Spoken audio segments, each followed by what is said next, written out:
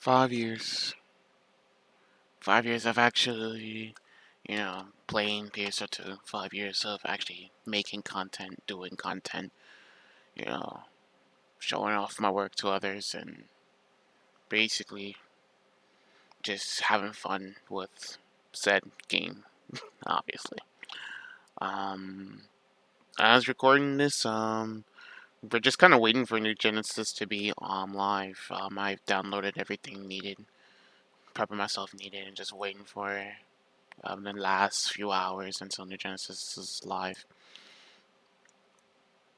I don't know what to say. It's been a roller coaster of emotions, and it's just been a roller coaster in general.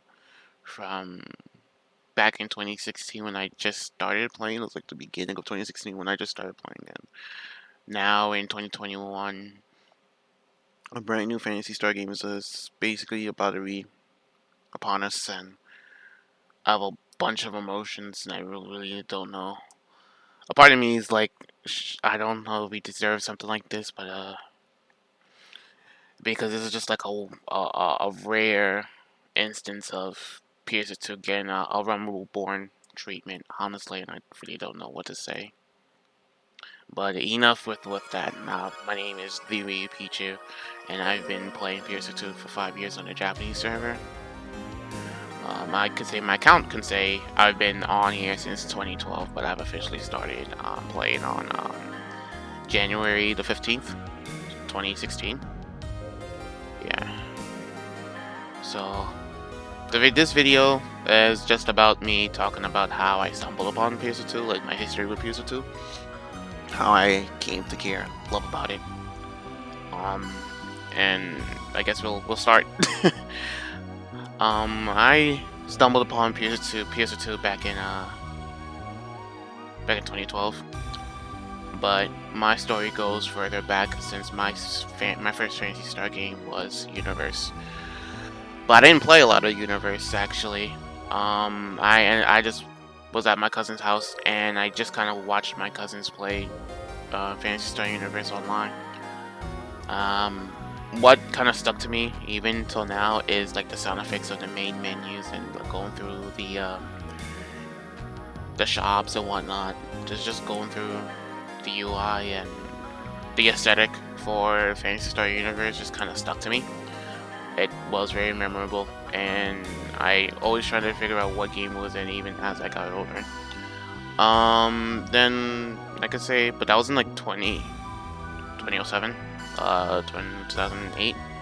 Then a few years later, when I got my very first personal laptop, which was back in 2010, and I was watching a video from Screw Attack about they was talking about one of their top 10 best games. It was like one of their top 10 best games, and one of them was Phantasy Star Online 1, the very first one, and I didn't hear about much about it. But I did hear them talking about how atmospheric, how really good it was, and there's not really much of a game like this at the time. And I kind of like looked up what Phantasy Star Online 1 was, and I was kind of disgusted because like, oh, graphics, the video looks janky. Why would anyone want to play this janky game, But a few years later, I'm actually playing the game and playing PS1, but I'll get to that later.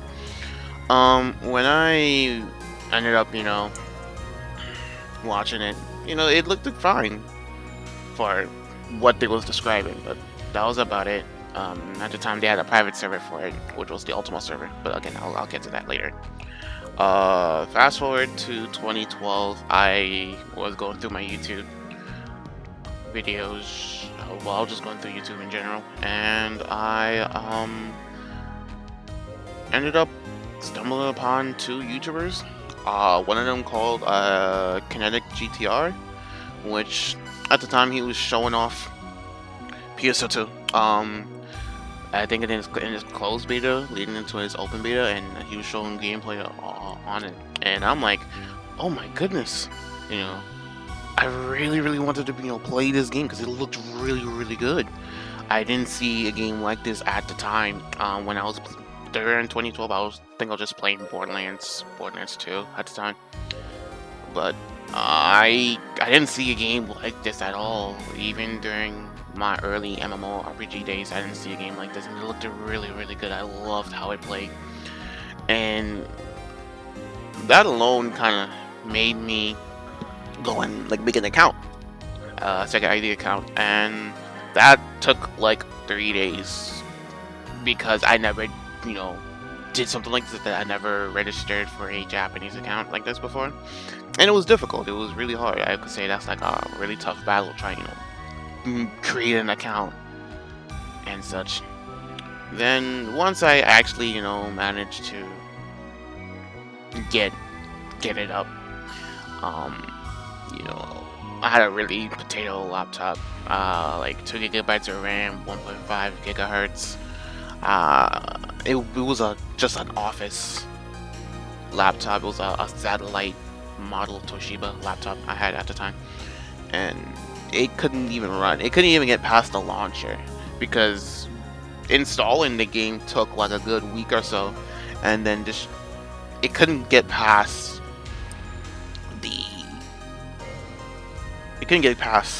the launcher at all. So I couldn't even play the game, even if I wanted to. And then the next YouTuber was called the Stolkin, which I kind of stumbled upon probably like a year later while I was still trying to get in Pso2.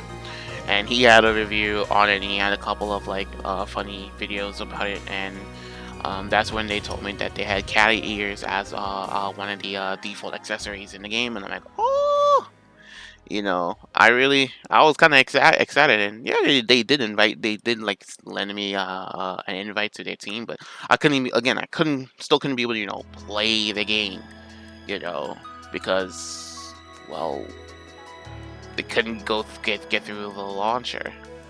So yeah, those two YouTubers actually kind of like lead me into playing, well, not playing, but like actually try to attempt to get into Pso2, but I just couldn't.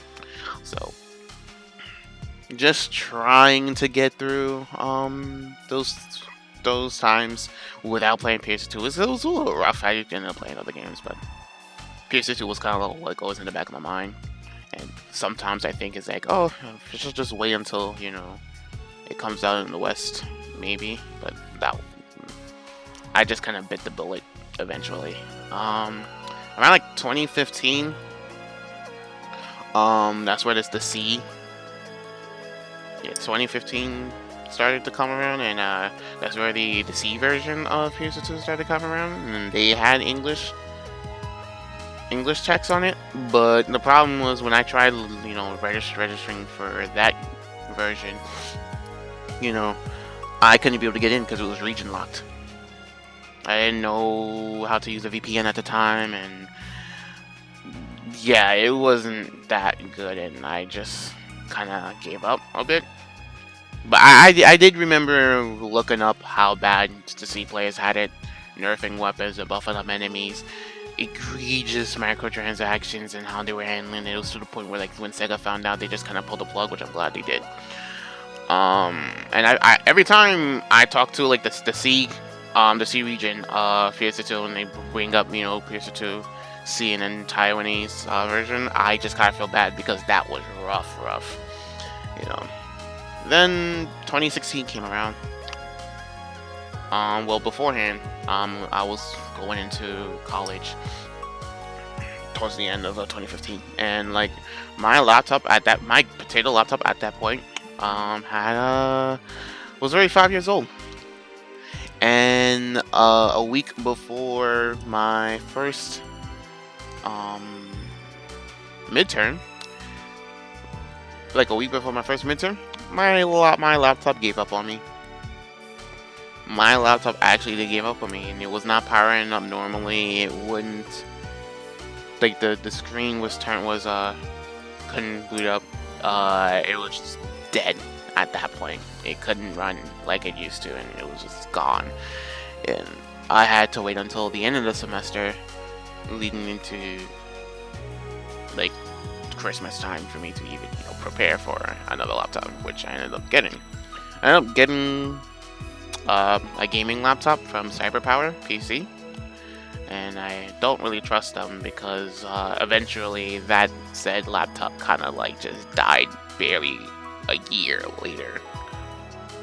It was because of a faulty motherboard. But on January 15th of 2016, when I got my first laptop, my first gaming laptop, I meant to say, I just ended up immediately grabbing Pso2 Tweaker because I remember people talking about Tweaker in the comments below, like during the years when I was trying to get into Pso2, because what you used to do was like, oh, go into the Pso2 forums, download a raw file full of like modified English files that has the English translations, and slap it onto the folder. But it was just gonna have you had like a much bigger risk at the time of you getting banned for doing so. So eventually I booted up Pso2 after like nearly a day passed by after I finished installing Pso2 through the tweaker, and I nearly almost cried.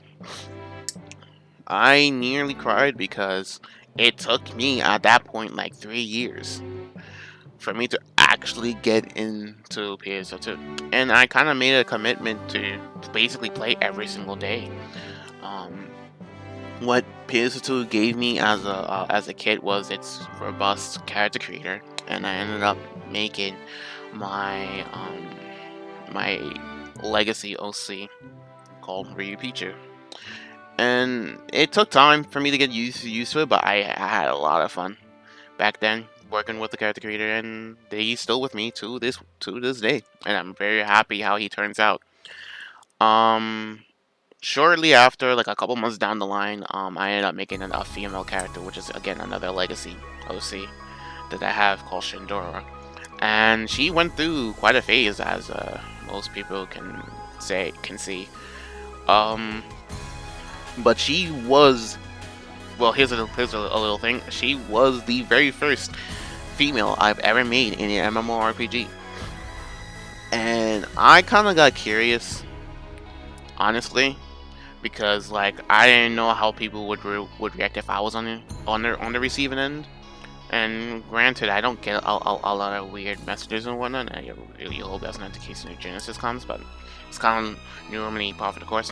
I kind of made her more of a badass, and that was like the intention, even for when I was just doing OC stuff, like drawing the characters and backstories and whatnot before Pso2. So both of my characters I already had in mind before Pso2 was even a thing. Like it just took time, because Ryu Pichu's origins started from Shin Megami Tensei Imagine Online, or Mega 10 Online for short, and I wanted to make him how he is now, but most of the stuff, honestly, was behind a paywall. And for Shin, it was just like I didn't know how to react to it, because I normally, in any MMORPG at the time, I would just go and by my actual gender. I didn't make believe or anything of the fact. I just kind of tied behind the gender I was given with by birth. So that's kind of how things were, and then I was just happy how Shin turned out until later on into episode 4, where I got the episode 4 deluxe package, and I ended up changing her hair and drastically changing her as a whole to be how she is right now. But I grabbed a lot of references for both characters. Ryu, Pichu, just kind of like, it was just like Ryu from Street Fighter and Pichu from Pokemon. I just kind of merged them together, and I just kind of took a lot of references. Like at the time when Ryu was in its infancy, like before Pso2, I was kind of into like Bleach at the time. Some of the aspects from my male character came from Bleach at the time. And then Shin was just like going back to like older anime of like badass matured females, like Makoto from Ghost in the Shell, Ergo Proxy, you know, animes like that, honestly. And I'm just kind of glad how they turned out. Throughout the years with PSO2, it's just been a really as I mentioned earlier, it's like a roller coaster of emotions because I started towards like the tailor end of episode 3, leading into episode 4, and that was just witnessing, you know, old types when it was a thing, and then having to undergo a brand new grinding mechanic with the NT. That was something. Man, I feel like I'm getting off track. So honestly, oh gosh, how to put this? Because during my time with PSO2, I stumbled upon like a bunch of good people as I transitioned. I met a lot of good friends and a lot of mentors. I stumbled upon good people like Morph Suit. Good guy. I met him around the early days and like the end of episode 3 into episode 4, and he helped me through with a lot. I stumbled people upon like GM Custom whenever he plays Gunner, you know, during those early days, and he's still a really good Gunner player. I cannot fault that man for that. He was a really good person. Kiddo helped me to get better with just attacks because he was just hammering. They were just hammering my head with how to just attack better and whatnot. And then I had a few other mentors during my time just helping me to get better, and then I just passed it on to other people. Whenever people tend to look at my art, well, not my art, but like the content I make, I always get like compliments for it, whether it's good or bad. But whoever those that appreciate my work, I'm really glad that y'all took the time to actually come to me. Like just in the lobby, you know, people tend to come to me and it's like, hey, I like your artwork. I mean, not your artwork, but like the stuff that I do, and they want me to continue. Like, all right, I'll keep on doing it, honestly, because I still kind of feel like I stick out like a sore thumb. Oh yeah, another person, Azure, really good person. I've spoken to him a couple of times. Well, we kind of stumbled upon each other a couple of times, but he's really good. I'm kind of happy that he's like taking the helm for help bringing in the community even more as we entered in Genesis. Prince Brightstar, oh my gosh, this man was special. He was special in a good way, because the lore for PSO2 is just very convoluted.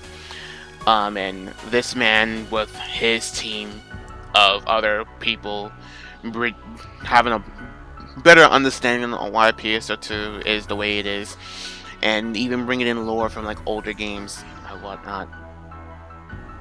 Gosh, these people are really good people. I really thank them for allowing me to be in their lives and being involved with the community. Gosh. Just to think of it, it's like all of them 5 years or something. But then I realized, with playing PSO2, it made me go and appreciate the entire PSO game.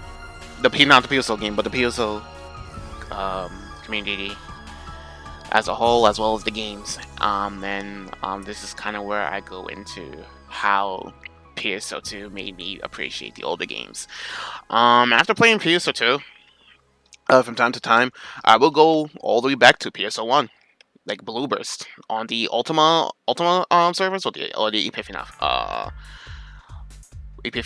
servers. Now, if I might be saying it incorrectly, and if you just like tell me in the comments below about how it's being said, just like please let me know, because I just kind of like sounded how it's being worded, and that's that. I remember when I said like I kind of like was a little disgusted of like how it looked back then. Boy, was I wrong. I got into playing PSO1 because of Maximilian, dude, because he was live streaming it back in like 2016, and when I saw the gameplay, I was like, oh my gosh, this looks really good. It's much slower than PSO2, I'll say that for sure, but I enjoyed it. It's like very laid back, but very intense It was very intense, very slow and methodical, very intense, and you had a lot of weapons at your disposal. You know, having the right weapon for the right occasion was really, really worth it. Even if it wasn't your main flavor of weapon, if you had the weapon, you can just use it. And I think that was embracing the customization of weapons that I felt that PS2 was slowly distancing itself from. So I played it. I enjoyed it. Though I didn't get into like the triple digits in terms of leveling, I still enjoyed myself. Um, there's a story I remembered I was involved in when Max was having a stream for PSO1. I remember he wanted to have everyone within the chat to have like a menu right next to their face. And oh my goodness, this was just crazy. Everyone ended up flooding the Ultima servers because they wanted to try to get a picture of Max's dog right next to their name, and the servers crashed multiple times because people were just trying to get in, and higher ups within full Ultima was trying to say, "Oh, what the hell's going on? Why is this like a surge of like people coming through the servers?" All because Max was just trying to give people, bennies. Free bennies, and I remember it was to the point where Max got kicked out, and he had to try and have people go out, for him to get back in to go and pump it out. But I managed to get a picture of Benny, and I still have it to this day, thank goodness. But that was just rough. I remember a couple more months down the line, I know normally there's like 2 ships. Now then there was a third one. Because of the but it's probably not the reason, but how I saw it, that's kind of ended up the reason on why I ended up it ended up having like another ship or whatnot. So then I moved on from PSO1, well, PSO Bluebirds. I ended up moving on to Universe, or the Clementine servers, and I remember playing the Clementine servers when it was in its beta. When it was like very unstable. Now, the Clementine servers are actually officially out, and coming back after not fully playing it for like a while, having like first hands on, and I really did enjoy playing PSU, especially Ambition of the Illuminist. I beat the offline version fairly recently, like a couple months ago. But like playing the Clementine servers, oh man, it was fun. How it just felt more of an improvement of like PSO1, aside from its own mechanics, such as like its PP. Each weapon has its own PP, and I don't know, I wasn't too fond of it, but I'm kind of glad that was being rectified by giving every single weapon, a bigger pool to work with. And I felt like PSU had like a lot more weapon customization to work with, because you had your range, your melee, and then you had your techniques. And man, Universe had like a way bigger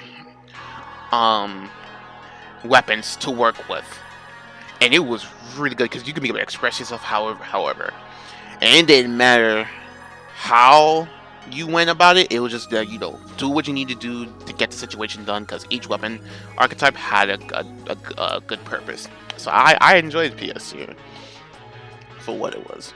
But then coming towards Portable 2, Infinity, which is by far one of my favorite Phantasy Star games within the PSO series, because you can customize your build however you want, and you could still be able to get the job done. This was kind of where my my dream of being a gun mage kind of basically came true for what it was before New Genesis came a thing. And gosh, I had so much fun with Infinity 2. It's not even funny. Like, even if you was like a low level, if you could be able to just use your text to chain and let the higher levels, cash out the damage, that's even good. I had so much fun with it. Now, I still haven't beaten it yet, and nor am I at like a point for the rebirth system, which is like resetting your levels, but still be able to get like permanent buffs to your character.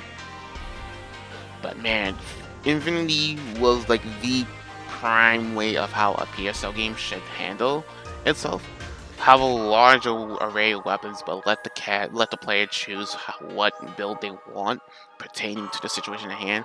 Very slow, but very chaotic and very methodical. And status effects was actually meant something. But then after that, again fairly recently, again I went and played Phantasy Star Zero, and that was again very good game.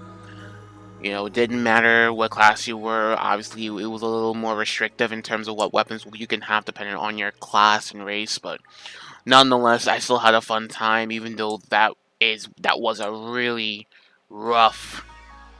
It was very, very hard, but I still managed, to pull through with beating that game. Now, after playing all these games, I kind of slowly became to have a realization what was going on with PSO2. Because PSO2 at the time, I think it was heading into episode 4, into episode 5, and then into episode 6 and I just kind of realized that there's something missing with PSO2 that makes it an actual genuine PS Phantasy Star game.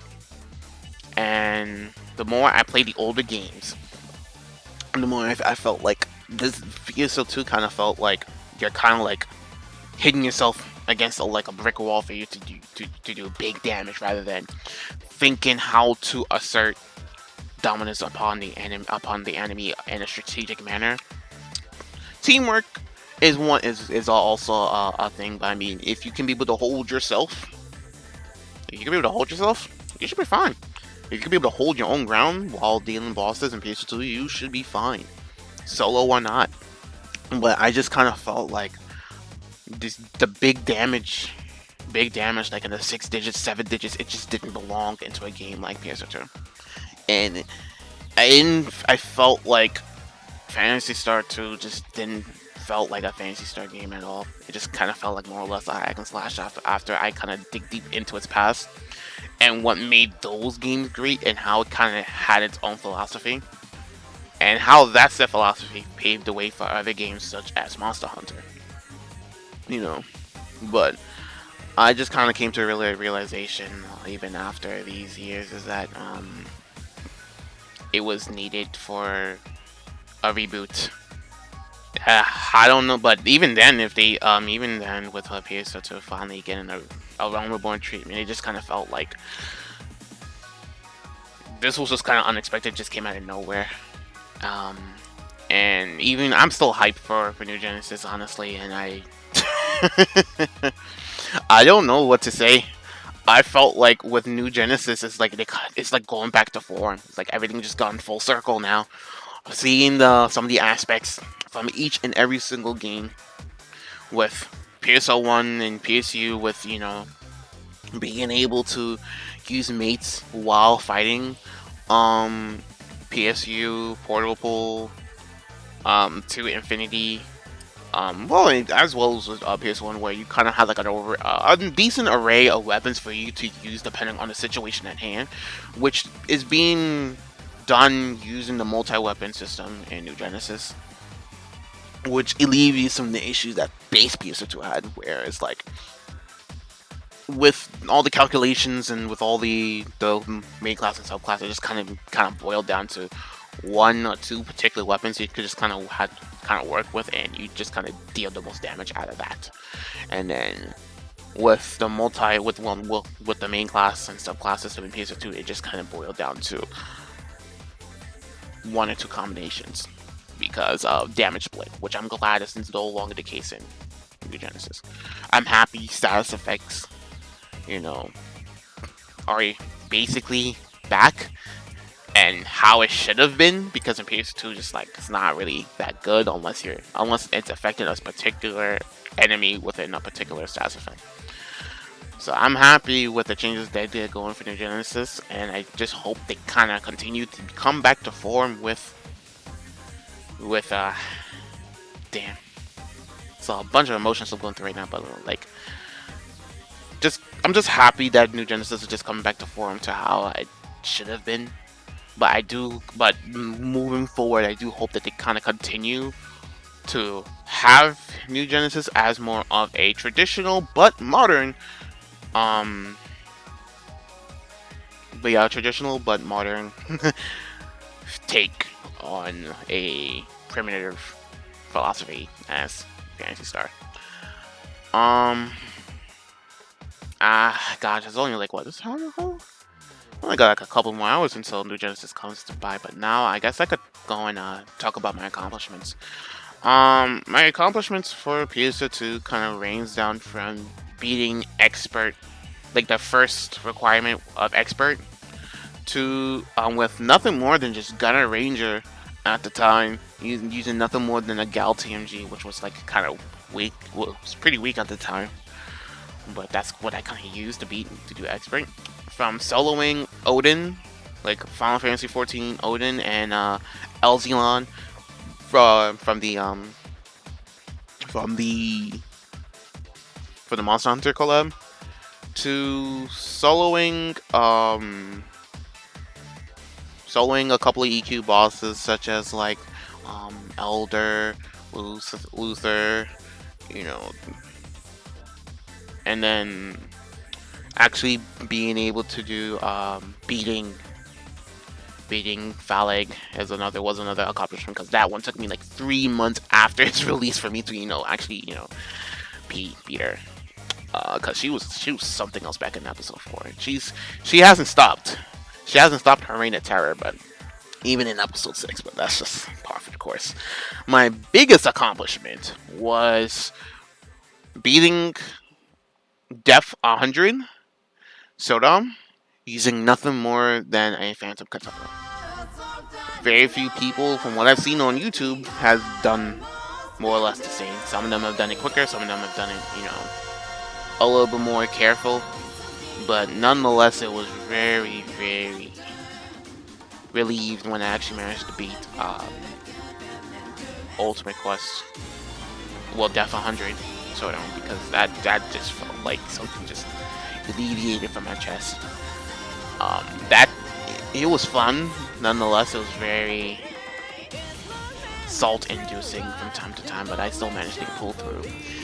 And I don't think I want to do that again, honestly, after I was done with it. But you can probably tell. I can say what I should have done with beating it using nothing more than a Fluxio Katana with Phantom Katana, because Phantom Katana to me is a really good way for one to express how they feel. Like, it's more love of an artistic weapon. And yeah, sure, I know that people don't like Katana because it's weak and whatnot, but if done right, it can be a pretty damn good weapon to be able to play up with. Yeah, sure, it has a high learning ceiling, and yeah, it really has some really bad PP generator problems, but it didn't stop me from learning more of the class the more I played Phantom Katana, and I really felt like beating Ultimate Quest Sodom was worth it. Now, what I should have done, I should have soloed Persona when I did. I've done a couple of runs, but for some reason, I don't know if I felt like I was doing it right, but that was about it. I should have be able to do Masquerade level 999, but nah, the rewards wasn't even worth doing and whatnot. I should have gotten myself more out there with the community, because sometimes I feel I'm not grabbing much of the community as I should, despite how my characters are and how my content is. There's a good couple of other things I would like to say, but I don't want to disclose it here that much.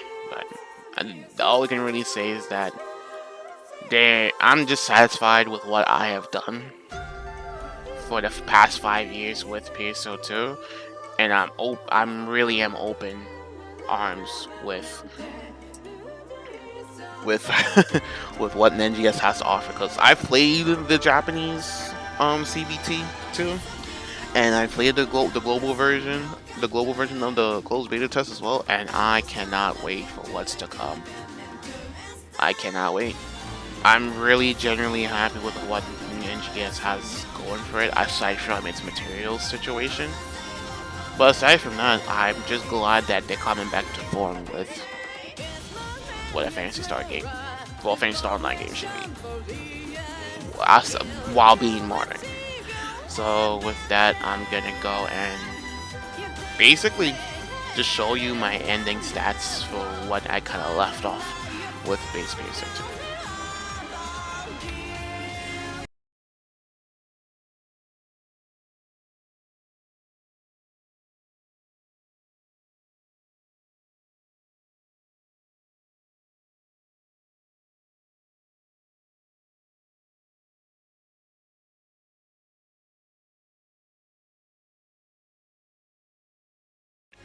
Well, okay, these are the last couple of hours before the servers for base Pso2 goes offline beforehand.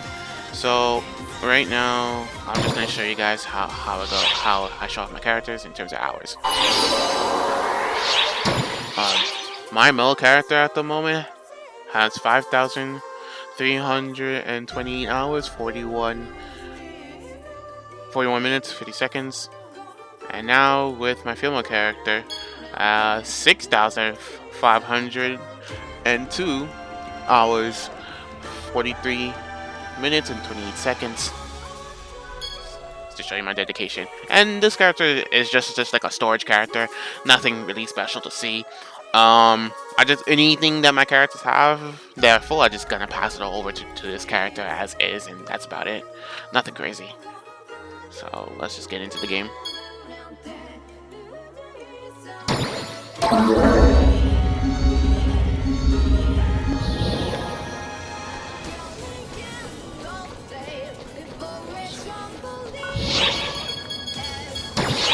So, with further ado, I've had 1.6 million enemies killed. I've done 18,676 quests done. 14,000 of them were S rank. 1,000 of them was A rank. 800 of them was B rank. 271 were C rank. Numbers of times in capacity is 7,752 times. I've maxed out the highest damage dealt, and this is probably due during the divide quest times where dealing with a boss can kind of like give you well, killing ads during the boss fight will give you a disgusting amount of damage buff, and I kind of did this while I was on my female character, cashing out the damage with the weapon action just to detonate it, and that's how much I've managed to get out. Titles obtained 1,111, and then my total playtime is 11,845 hours and 54 minutes. That's how much dedication I've slapped onto not just both my characters, but just like a game whole.